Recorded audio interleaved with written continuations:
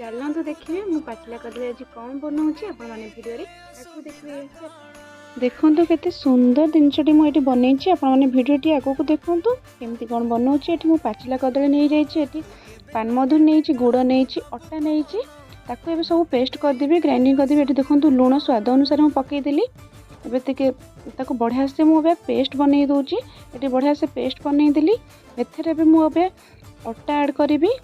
सी अटा ऐड करदेली, ये किसी पानी देदेली। ताको अब बढ़िया से मुझे फेंटी नेबी। देखो ये भलसे फेंटी देली।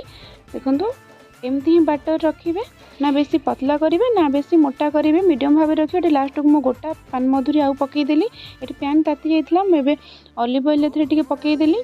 एबे मु बाटर को ऐड करी गोटी गोटी करी। देखो मुझे छोट छोट भाव में करुँची, आपण भी एमती सेप ही देबे।